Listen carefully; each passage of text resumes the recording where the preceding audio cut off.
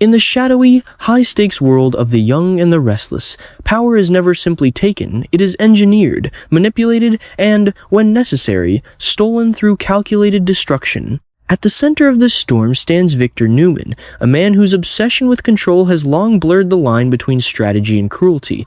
Yet this time his methods cross into something colder, more insidious. Armed with artificially generated evidence, emails crafted with surgical precision, Victor unleashes a silent war designed not merely to reclaim Newman Enterprises, but to dismantle the very identities of those who stand in his way. What makes the scheme so devastating is not just its scale, but its intimacy.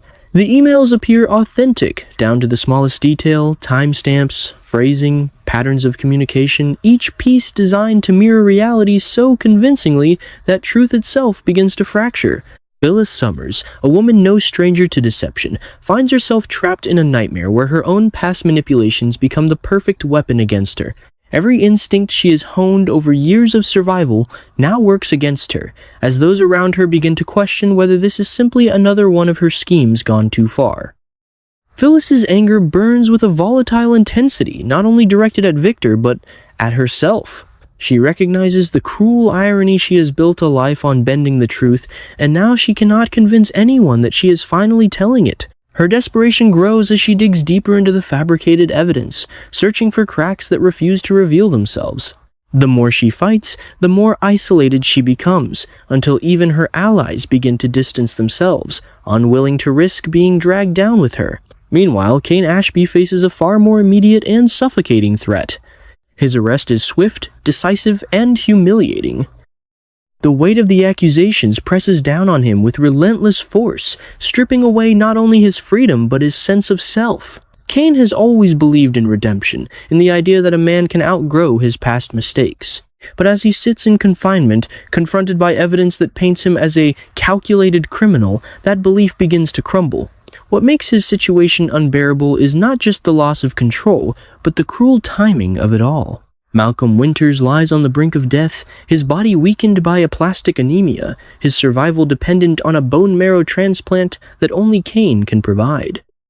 The knowledge that he could save Malcolm, yet is physically prevented from doing so, tears at Kane with an almost unbearable intensity.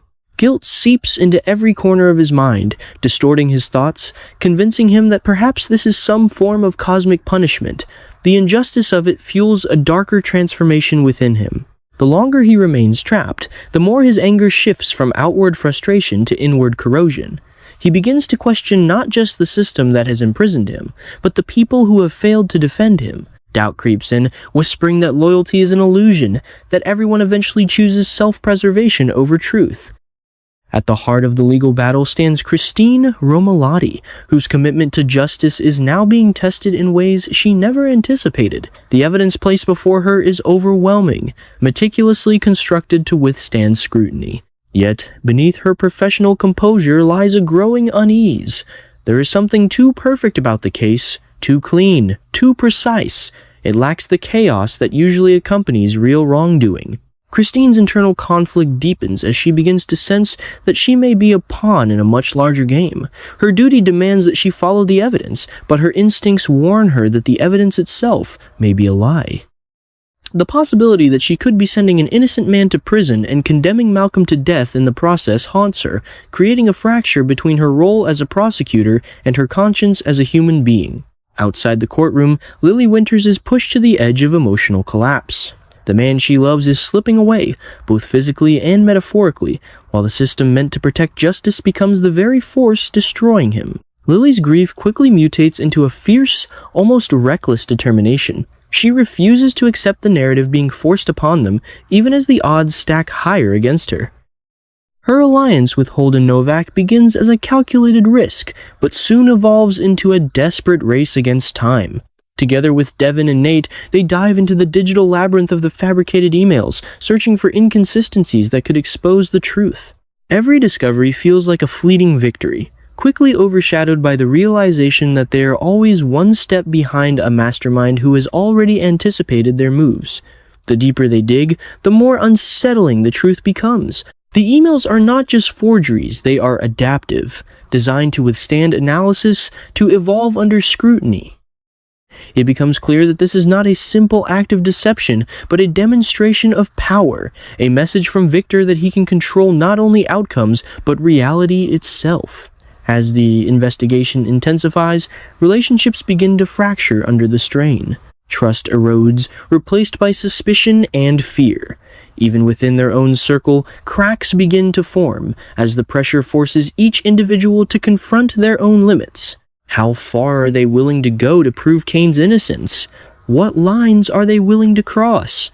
At the same time, Victoria Newman finds herself entangled in a web of consequences she can no longer ignore.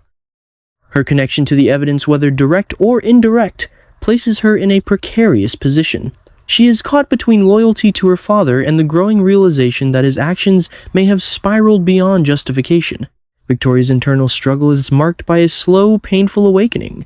She has spent her life navigating the complexities of Victor's world, learning to justify his methods as necessary evils. But now, faced with the human cost of those methods, she is forced to confront a truth she has long avoided: that power, when pursued without restraint, inevitably destroys everything it touches. Her hesitation becomes a liability, as both sides begin to question where her allegiance truly lies. In trying to maintain balance, she risks losing everything, including her own sense of identity. The possibility that she may have played a role, however small, in enabling this catastrophe weighs heavily on her, pushing her toward a breaking point. As the story hurtles toward its climax, the tension becomes almost unbearable. Each character is trapped within their own emotional battlefield, forced to make choices that will define not only their futures, but the lives of those around them. There are no clear paths forward, only a series of impossible decisions, each carrying its own devastating consequences. Victor, ever the architect of chaos, watches as his plan unfolds with calculated precision. Yet even he cannot fully control the ripple effects of his actions. The anger he has unleashed begins to take on a life of its own, spreading through every corner of the narrative, transforming allies into adversaries and pushing even the strongest individuals to their limits. In this world, truth is no longer a fixed point, but a fragile construct, easily manipulated and dangerously elusive.